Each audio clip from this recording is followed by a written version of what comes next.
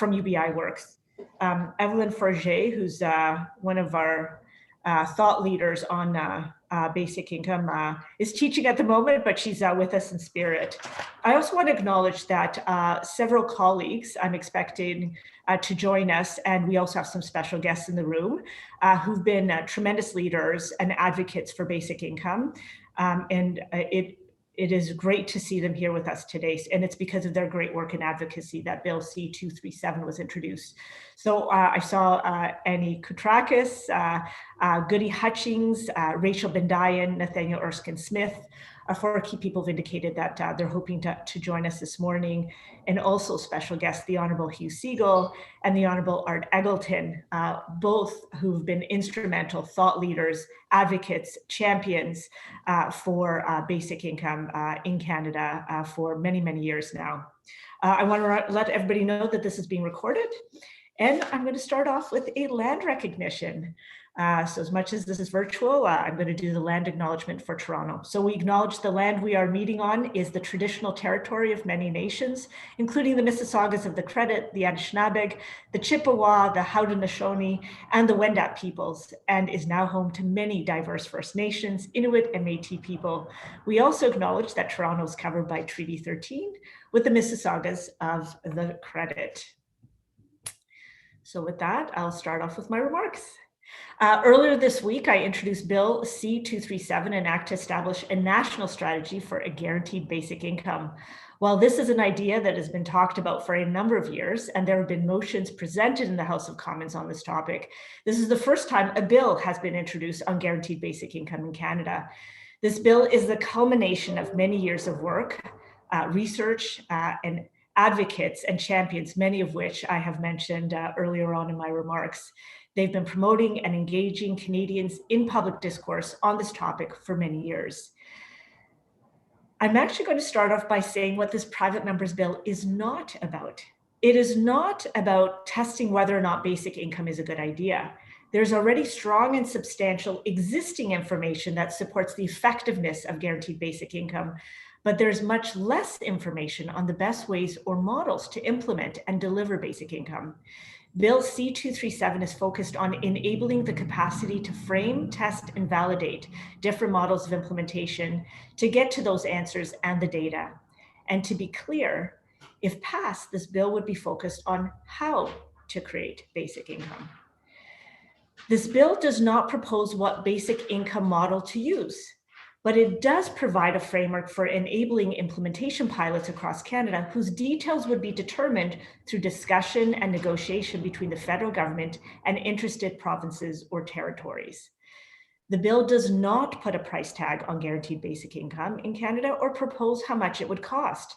As a private member's bill, I'm not able to commit the government to spending money, but if this bill passes and it enables an agreement between provinces or territories and the federal government, then the cost would be determined at that point. It does not propose to eliminate any government-assisted income and support programs in order to only offer guaranteed basic income as a standalone program. What the implementation model looks like and contains will be determined by each individual through the federal provincial arrangement. It will work with existing programs and indeed over time could replace some programs.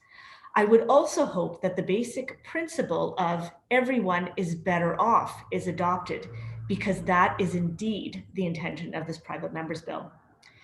Now, it does propose the creation of a framework of national standards so that best practices can be created for the implementation of a guaranteed basic income over time. And it does propose the collection of data to identify the impact in 3 key areas.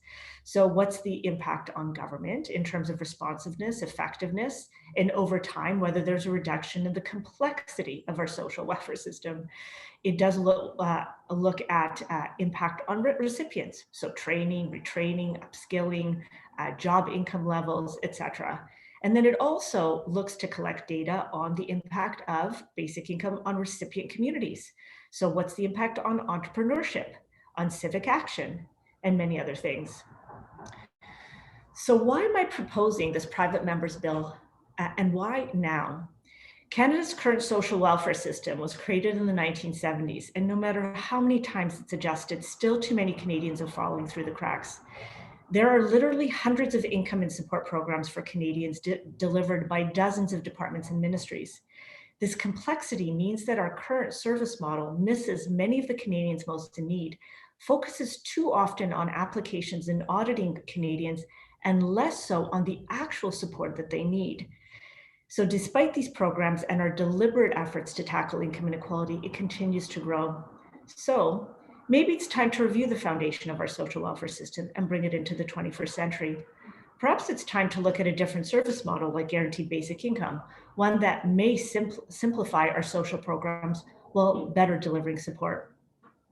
Another reason for why now is that the world of work is changing faster than ever before. So more workers are shifting to the gig economy. There's more temporary and short-term work and jobs, and many jobs are being eliminated and have been eliminated for a number of years by automation and artificial intelligence. In addition, disruptions in our economy are happening faster and more frequently, leaving many Canadians working harder, longer, and feeling like it's more difficult to get ahead. So all through history, humans have had to adapt to change, and we know how to do this. But we have trouble with transitions, particularly the negative ones, one of which we're going through right now. Our social safety net is not well designed to help Canadians through transitions, so we need a new model, one that does, and one that provides stability to the middle class, to those trapped in the cycle of poverty, and to those in danger of falling into poverty. If someone's struggling to stay above water and has to make decisions about how to survive, one can't be innovative. One's not going to take risks like starting a business or retraining or upskilling. So we need a social welfare system that's more responsive, less complex, more flexible, and is better at managing labor changes, disruptions, and transitions. And a basic income program can offer that. And what better time than now? At a time when we're about to invest $70 to $100 billion to restart our economy, now's the time to experiment, test new ideas, fix structural issues, and to build our economic and social structures back better. Finally, this is my final point, I see guaranteed basic income as a cornerstone of Canada's innovation and economic growth strategy. Equal opportunity for everyone to succeed is one of my fundamental values, and it's at the heart of Bill C-237. Only by ensuring we have a system that properly supports Canadians, that provides true stability, and removes all obstacles to the access to opportunity, will we enable Canadians and Canada itself to achieve its potential. So that's the end of my remarks. I'm now going to turn the floor over to Sheila Regehr, who's going to be followed by the Honourable Wayne Easter, who's going to be followed by Senator Kim Pate, and then finally Mr. Floyd Marinescu before we take your questions. So over to you, Sheila. Thank you very much, Julie. I'm really, really pleased to support this bill. So I'm talking to you from the perspective of the Basic Income Canada network and a much wider network that's been supporting basic income for a long, long time. So I want you to know how much support there is for this. It comes across the political spectrum. It comes from all sectors of society. And it comes, as Julie said, for many, many reasons. I also know that the evidence supports this. I've been working in this a long time. There's no doubt. What I find in some discussions, though, is that sometimes basic income seems to take on these mythic proportions, and it seems daunting. It's too big, it claims too much, we can't do this. The reality, however, is quite down to earth. As Julie said, there are parts of our income security system that actually work pretty well. We've done a great job at some things. Other parts are terribly outdated, insanely complicated, they waste people's time, they're full of holes. So people are being left behind and they're being harmed. Anxiety and inequality are growing. This causes problems, and those problems are costly. People need help now. We can't forget that. And COVID or no COVID, we need a permanent fix. And that's where this bill takes us. The reality, the down-to-earth reality, is that basic income is a simpler, fairer, more effective way of delivering income security for everyone. it gets better results, and that's why it's affordable. So I also want to bring another perspective, and that's from somebody who worked inside the federal government in policy for almost 3 decades. So as a former federal public servant, I see this bill as basically a practical roll up your sleeves strategy for getting it done. It's not to say it's easy, but Canadian governments can and must do better for each other. Thank you. Then going next there, Julie, thank you for the opportunity. And let me first start by saying it's so great to see you, Segal, and Art Eggleton here, maybe virtually. But I just want to say that those two individuals kind of set the stage for this kind of an announcement today over time. And it is, I think it's a huge step forward. I chair finance and have been a member for some 27, 28 years. And during that whole time, we've heard about big or guaranteed annual income, whatever you want to call it.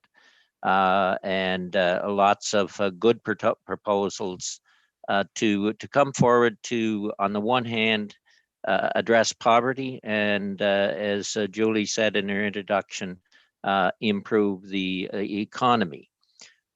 So I think Julie said it right in the beginning, that this bill will frame, test, and validate what universal income can and maybe can't do. That's important, and it's the key point is under A in the bill, where establish a pilot project in one or more provinces to test models of implementation. That's what we really need. We're beyond the discussion stage, and we actually now need to get to the results stage. Get to the point where we can actually see how different models may work, and we can actually have the concrete data on what it will do and what it won't do. The bottom line is, I really believe at the end of the day, a universal basic income will improve lives, improve our economy, make Canada an even greater country. And that's why I'm so pleased to be able to support it today. Over to you, Kim. Great. Thank you very much. And I'm pleased to come to you from the unceded, unsurrendered territory of the Algonquin-Anishinaabeg, otherwise known as Ottawa. And I too am very pleased to support this bill. The work that I've done most of my life involved working with people who, because they were economically impoverished, because they experienced a systemic discrimination that has now been laid very clear and bare for all people in this country to see, end up disproportionately on the street and homeless, with health issues, criminalized and imprisoned. And so as we're having this discussion, we know that more than 1 in 10, and certainly as high as 1 in 7 people in this country is living below the poverty line, and they're more likely to be rendered homeless as well, because 90% of the neighborhoods in this country, people working full-time, making minimum wage, cannot afford to even rent a 1-bedroom apartment. So we know just steps from Parliament Hill, there are homeless shelters where personal support workers during this pandemic are living because they cannot afford to rent an apartment here in Ottawa, and they're making minimum wage, but they don't have benefits. They can't work in 2 and 3 jobs like they were in long-term care facilities before the pandemic. This is of vital importance. And it needs to be a guaranteed livable income that we should be modeling. We know that PEI, where former minister, Wayne, MP Wayne Easter is from, Premier King has signaled very clearly to the Prime Minister and to the government that he wants to implement guaranteed livable income or basic income in PEI. And much the way Medicare was introduced in Canada, we could start in one province and roll it out, and this bill allows that to happen without any further delay. So I think it's vitally important we move quickly, and that we do look at different models, but models that don't leave people behind, so that we can look at the impact of this, the importance of having childcare, social supports, adequate health care, and really allow all people in this country to contribute, to be taken care of. We are a wealthy country. There's no excuse for us not moving forward on this right away. Thank you very much, and I look forward to any questions. Oh, and the Senate Finance Committee also recommended this, by the way. Oh, great. Okay, over to you, Floyd. Thank you. I come to you as a business owner and tech entrepreneur.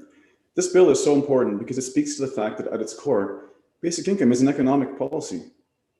It's about our ability to succeed in the face of massive economic disruptions like the pandemic and ongoing automation of jobs.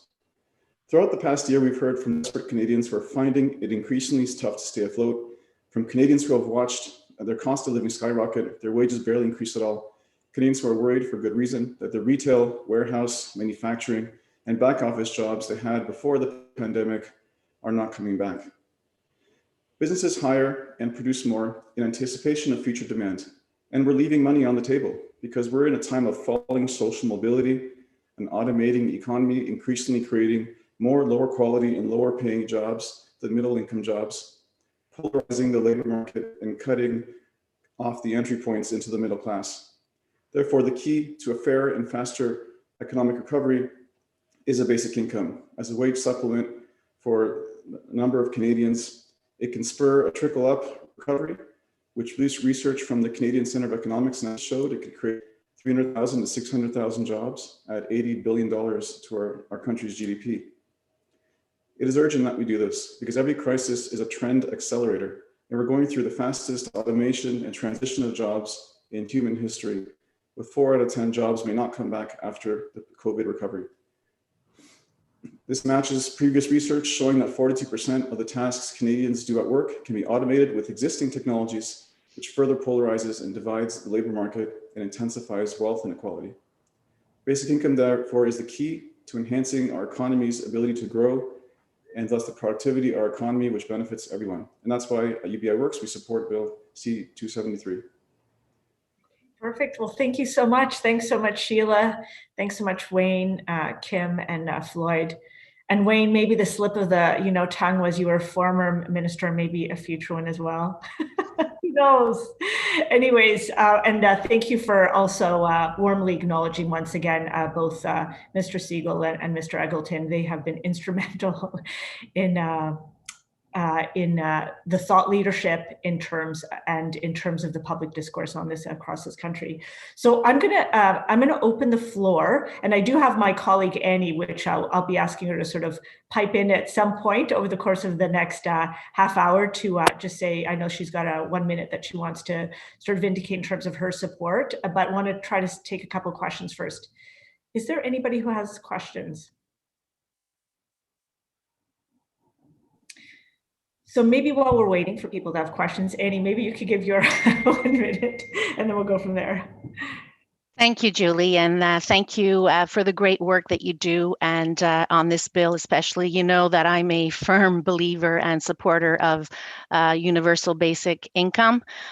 So let's hopefully get this done this time. I would like to thank you once again and so many other members of our parliament on both sides of the aisle for their advocacy and commitment to a guaranteed basic income program in Canada. I am proud to be one of the Liberal MPs, together with Julie, who designated guaranteed basic income as a policy priority for our party. And I'm incredibly excited to see Bill C-273 introduced in the House, as it represents another historic step forward toward a guaranteed basic income program.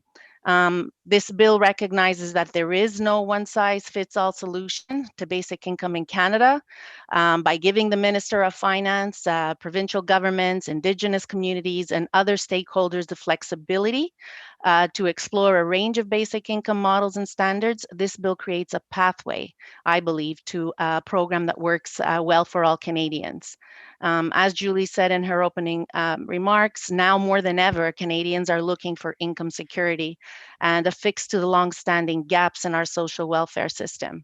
I am confident that this bill does this, and it will put us on track to deliver in this regard. And it paves the way for an effective guaranteed basic income program that gives Canadians a sense of dignity and allows them to make ends meet. So thank you, Julie, for giving me the opportunity to share with everyone here today why I'm a great supporter of this bill. Well, thanks so much, Amy. And I think you were reminded of something important, and I think this was actually in the media. So there is a Liberal Party of Canada convention in April. It's formally supposed to be taking place in November, but Liberal caucus had gotten together, and we had put forward a number of policy resolutions, and basic income was the #1 policy decision that was put forward by our Liberal caucus team, and it is going to go directly to the convention floor, and the convention is taking place in April. So it just gives you a sense about the widespread, and Amy's definitely one of them. And there were 6 of us that actually proposed it as a motion, and so it shows you a lot. Okay, so I think we have 2 questions. Okay. Yes, I'm seeing a raised hand here from Zianlam from HuffPost. If you'd like to unmute and ask your question. Oops, sorry, hang on. The virtual background with my colleagues. Okay, hi, I'm Zian with HuffPost Canada. So my question is, the NDP are saying that this private members bill is another pilot project, another study to assess and implementation strategy that risks being repetitive of work that's been done since the 1970s. That work in the 70s and the decades since has obviously explored the machinations and impacts of a basic income model. So what's your response to that kind of criticism? Yeah, so I'll start off. So it's actually the first time that a bill's actually been introduced in the House of Commons. So it's actually quite a historic move. I will say to you, there's been a number of different motions and proposals, and I would say it's from all.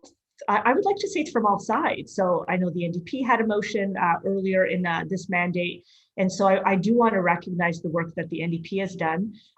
Through Hugh Segal, there's been quite a bit of work on the Conservative side as well.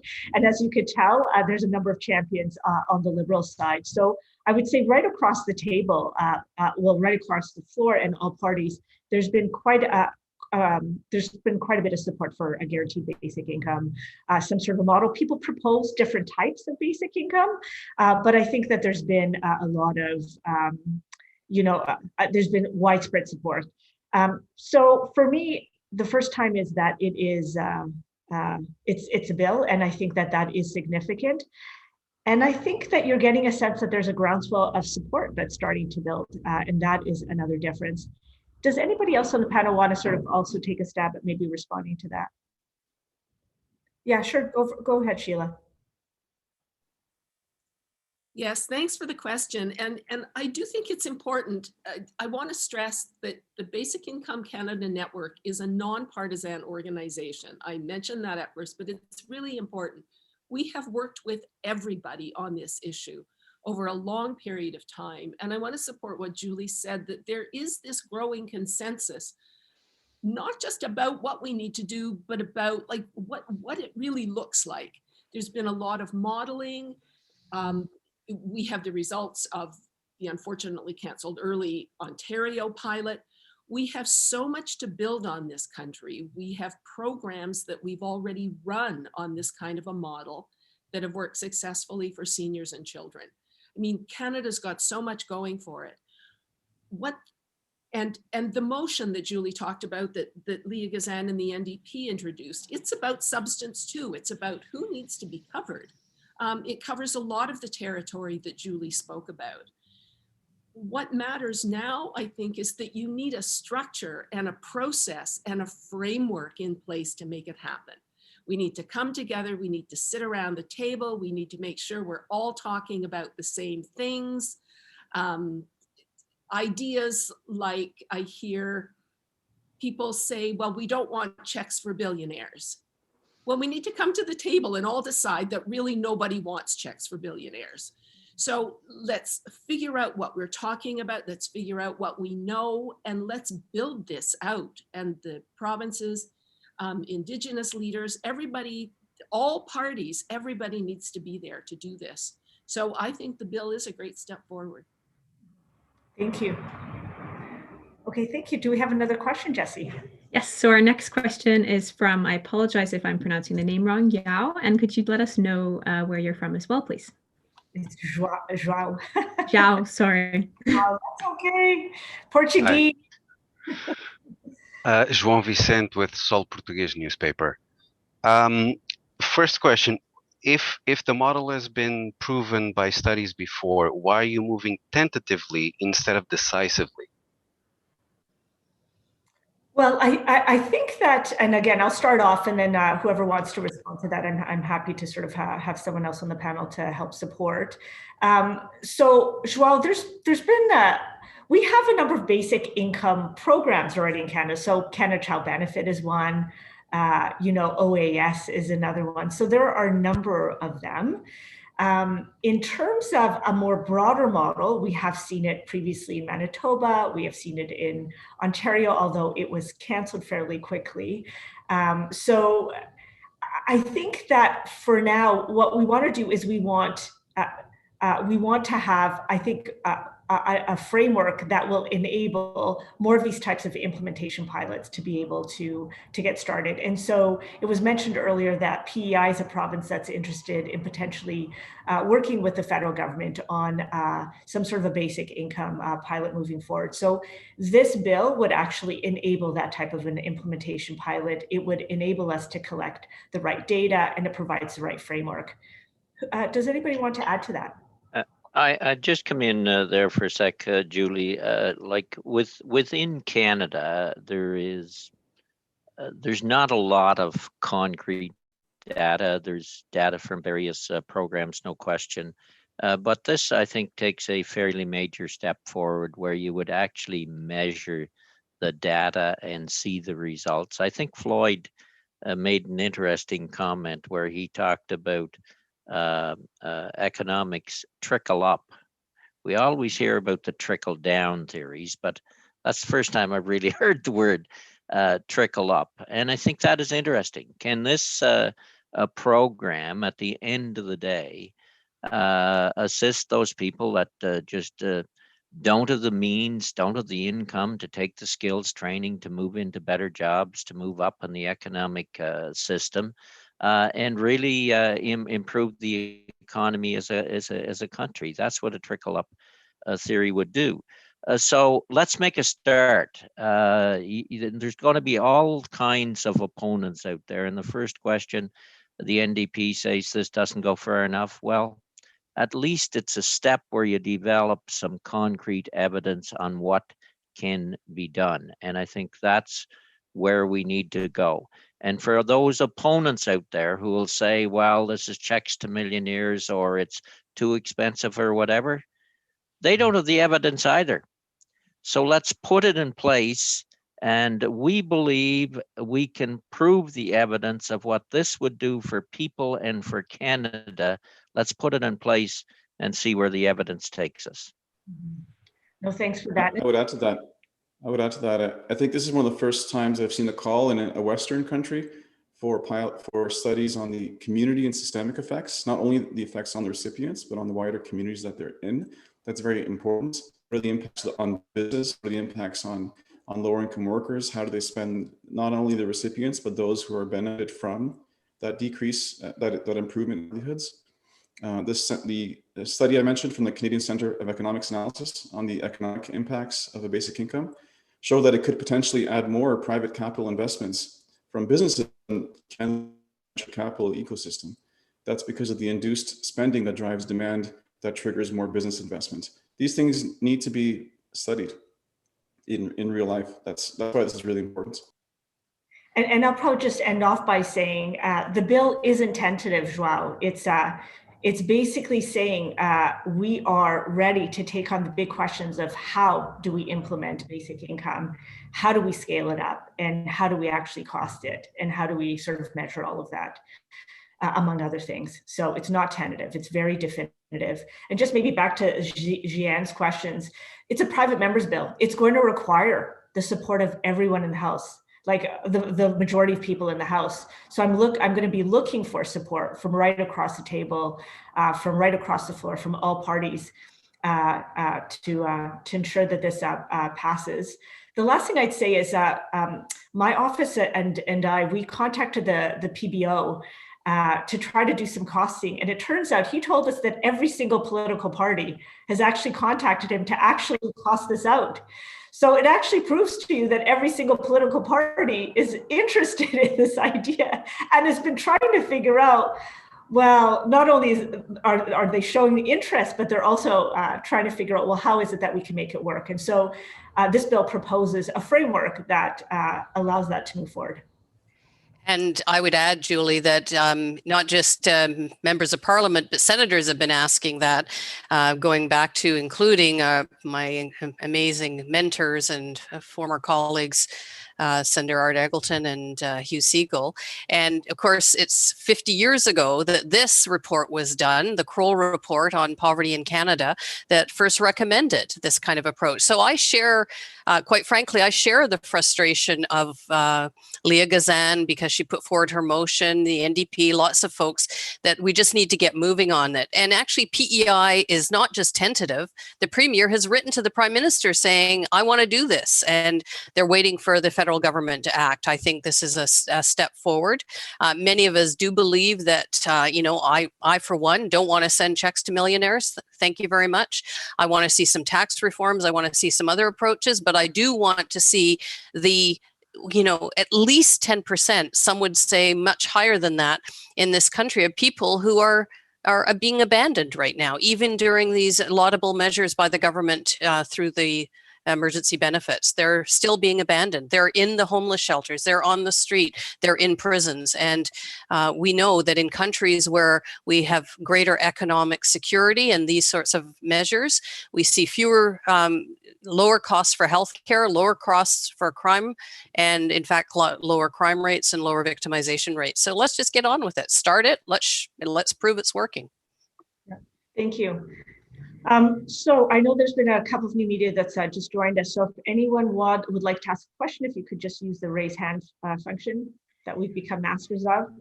And we do have the next question. It's not through the raised hand, but I did get a message. We have Joanna Leal from Milano Stadium. So if you'd like to unmute and ask your question, but in the future, if you could raise your hand, it's a lot easier for me to track on this end, please. Thank you.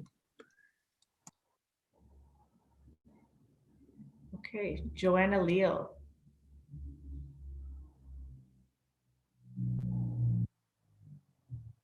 Okay, how about if we go to the next one until we can figure out where Joanna is? All right, we'll move on to the next one. And I saw that Zian Lum from HuffPost had put her hand back up again. So if you have your question, go ahead, please. Hi, yeah, I had a follow-up question. So on the notes of support, I know that the caucus members, the Liberal caucus, considered this issue a top resolution last April. The Prime Minister said in December that he saw no path to basic income at the time. So there's public support. It's been talked about for decades, but within government, where's the logjam?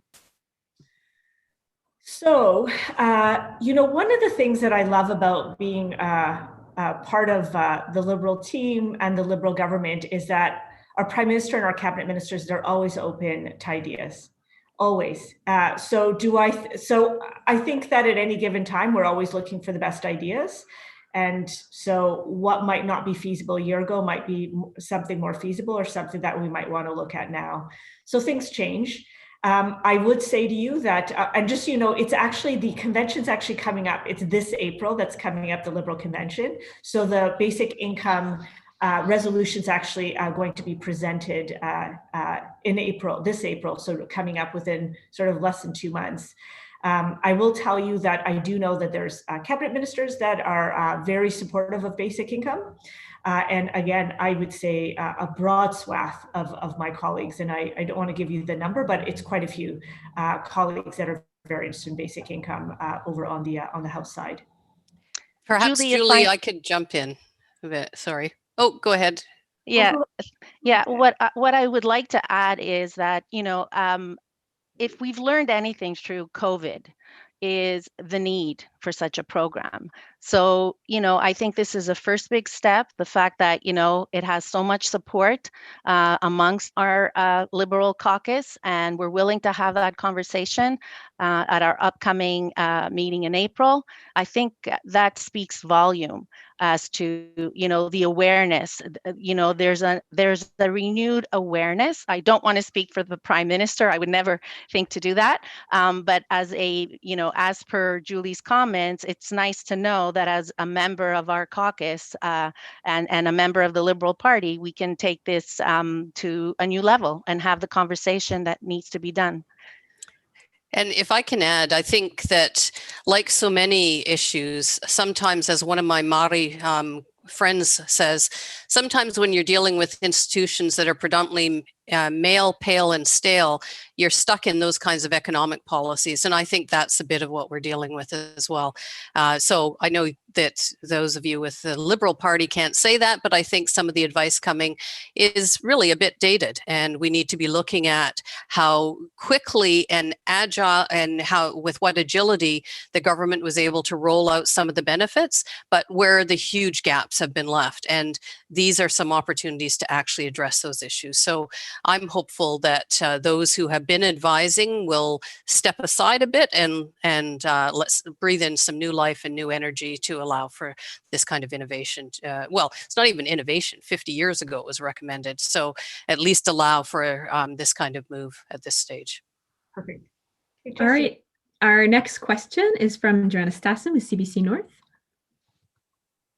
Hi, Joanne. Thanks very much. And I apologize because, hi, we had a few, I've had a few internet troubles here and got kind of bumped out a couple of times, so I haven't been able to hear the whole press conference. So I apologize because this question may be a little bit repetitive, but I'm just wondering if it's possible for you to just summarize for me why you think now is the time to introduce this private members bill.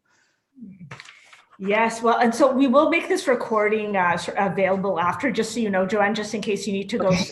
Notes, but I do have a whole section about why now, and so I'm happy to do that. And then Joanne, you're just your technology issues just remind us why we really need to make sure that we have broadband available right across this country and to everyone. And I think that is one of the key things that's going to be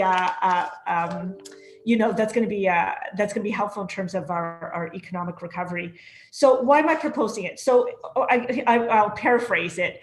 Our current social welfare system was created in the 1970s, and it doesn't matter how many times we band-aid it, we make changes, we add new programs, there's still too many Canadians are falling through the cracks. And I think Kim has been just referring to that a number of times over the course of the last half hour.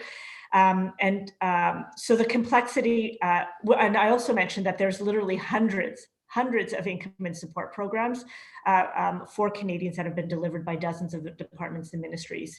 And I said that despite of this, there's a lot of complexity. We're focusing too much of our programs on the applications and auditing Canadians and less so on the actual support that they need. So basically I just said, why now? Well, maybe it's time that we review the foundation of our social welfare system and bring it into the 21st century. And maybe basic income is one of those key ideas as a new foundation. Another reason I mentioned is that the world of work is changing. This is not a new thing, Joanne. It's been changing for a while. So it didn't just start today. It didn't start with the pandemic. It's actually been changing for quite a while now. So we do see more workers shifting into gig economy, more temporary and short-term works. We know a lot of jobs are being eliminated by automation and artificial intelligence. And in addition, I said disruptions in our economy are happening faster, more frequently, and leaving many Canadians feeling, and I would say there's probably a lot of other countries that have this, working harder, longer, and feeling more difficult to get ahead. And I also indicated that, we as humans, we're very good, we're good at change. We don't love it, but we know how to change, but we're not so good at the transitions, particularly the negative transitions. And our social safety net is not well designed to help Canadians through this transition. So we're looking for a new model, one that provides stability, one not only to the middle class, but those that have been trapped in the cycle of poverty, but those also in the danger of falling into poverty. And so again, we're proposing a basic income as a potential model to help support that. So I think those are just some of those reasons. I go through a few more, but Julie, let me add in. There's really a simple answer to that question, Joanna, and that's because its time has come. It's that simple. Its time has come. There's been trials. There's been examples elsewhere. There is a bit of a groundswell. So it just simply put, its time has come, and I think COVID-19 has shown us some lessons to learn. Of who are the earliest people to fall out of the system and be injured by COVID-19 economically. The government came in quick with some programs for individuals to help. They couldn't stay home otherwise. So it's time. Let's give it a roll and see where it goes. And I'll add, it's great that Wayne inspires sort of succinctness, which is great. But I'll add one more comment to that. As we're making this pandemic and get to the other side, our Deputy Prime Minister and Minister of Finance has also indicated, we're on track to spend $70 to $100 billion to restart our economy. And I see basic income as key or a core part of our innovation and economic growth strategy moving forward. And so, as Wayne has indicated, the time is now for us to get moving on it. We have the data over many years. Now now we have to test out these implementation models and enable provinces and territories to be signing agreements with the federal level to enable more of these pilots to engage. Yeah. If I can add, Julie, I think one of the other reasons why now is because Canadians want it. And Canadians are telling their government representatives that they want it. There have been, letters and submissions in the system from arts and culture workers, from people interested in gender equality, from Black Lives Matter, from the inquiry into missing and murdered Indigenous women and girls. This is coming from everywhere. People know that we need change, and they know that this represents the kind of income security that we need that makes sure that everybody's covered. So I think that's another why now. Part of that is from COVID, but I think part of it is just more awareness of all of the issues and challenges that we face in our society, and that we need better, as Julie said, more modern ways of addressing them. Would you add anything to that, Floyd? The need, as I mentioned earlier, every crisis is a trend accelerator. And what COVID has shown us is in fast motion what might have taken 5 to 10 years in terms of the impacts of technological advancement on the labor market, which benefits some, but also hurts many others. One of the impacts is labor market polarization, and we've seen very uneven recovery where our lowest income workers are disproportionately affected, and unemployment has not recovered for them. For our highest income workers, employment has actually improved from before COVID. We're seeing the rapid decimation of Main Street retail as Amazon moves in, and who knows if those jobs will come back. We're seeing advancements in warehousing and call centers. So the need for basic income will only intensify in the coming years. So why now we can see what's actually going on, and it will intensify in a few years. And I think this report is very well timed for some of the disruptions that we will see in the next 2 to 3 years with regards to self-driving trucks, further impacts on retail and call centers, impacts on driving and delivery. Those will happen very fast, and I'm glad this report is coming out.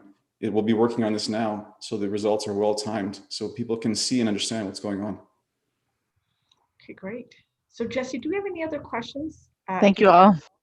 Yes, so we actually have one from Joanna Leal, who at Milano Stadium, and she is they're unable to access their microphone at the moment, so they've just passed it to me in the chat. So I will read it on their behalf. If this bill passes in Parliament, does it mean that it will provide an excuse for cuts to other programs such as affordable housing or mental health support, for example? Yeah, I mean, and I try to address that a little bit at the onset of my thing. So this if you implement basic income, it doesn't necessarily mean that you're going to be reducing or eliminating any other program. It can actually work in conjunction with other programs that are in place. If you looked at the Ontario model, what they offered is a top up to those who have disabilities of $500 a month, and then CCB, Canada Child Benefit, and OAS was not touched. So there's a program in place. So basic income can work with existing programs. I think over time, it makes sense that as you're reducing complexity in the system, that there may be some programs that are eliminated. So there was a BC report that was actually put out I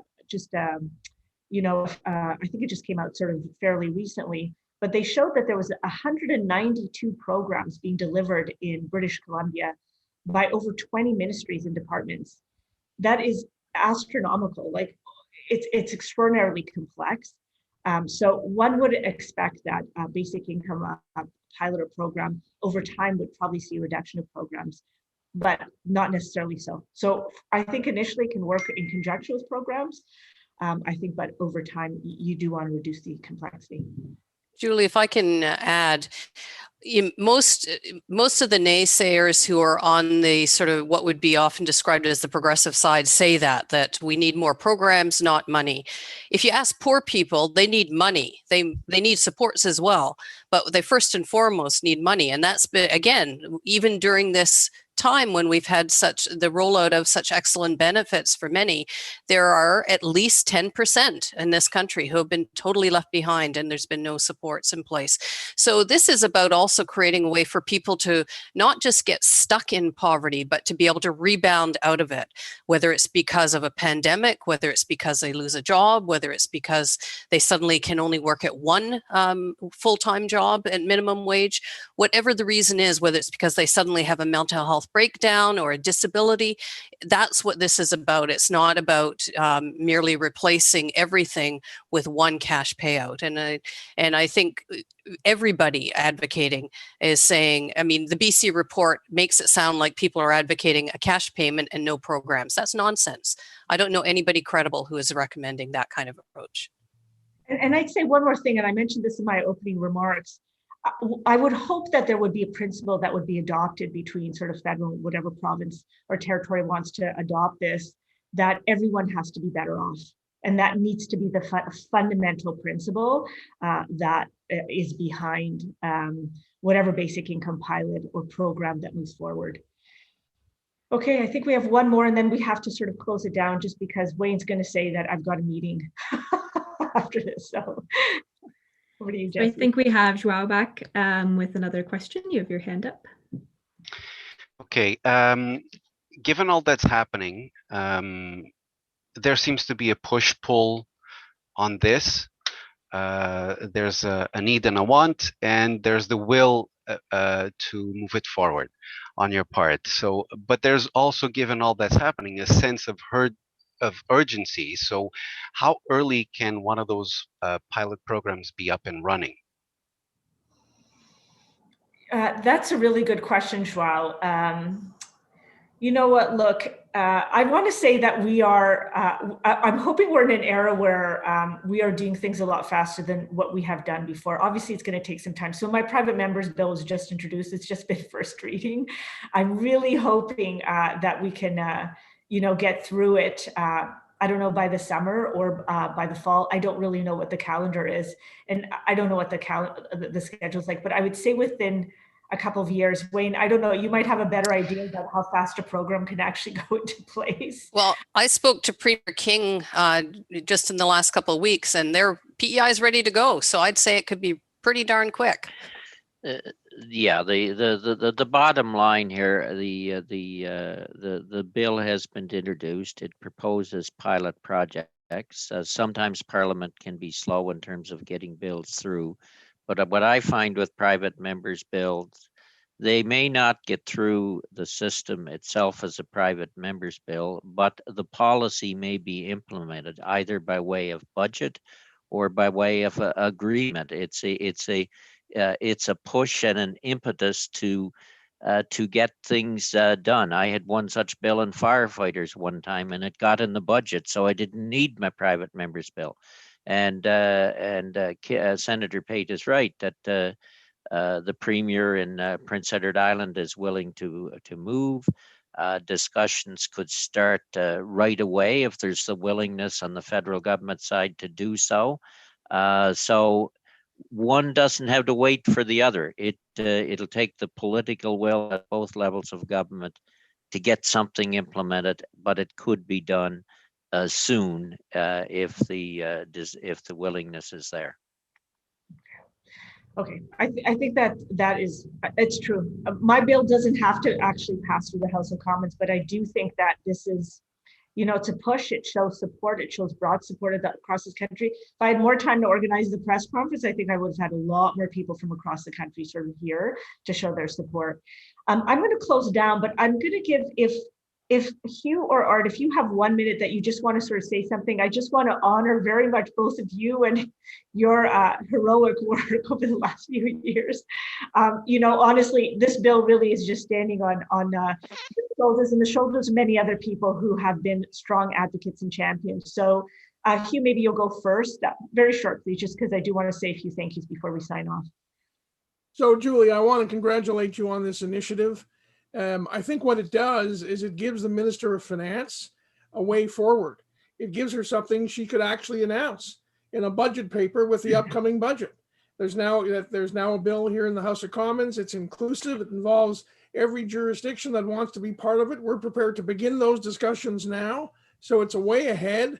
It's a little bit of wax on the skis. And I think it's a tremendous initiative. Democracies work when they are seen to be able to adjust to changes in circumstances and broad public anxiety. The gap between rich and poor in Canada isn't any better, and it's getting worse. And this is a bill that allows us to begin to make rapid steps constructively so as to reverse that context. And Julie, you deserve great credit for the initiative and the leadership you're showing on the file.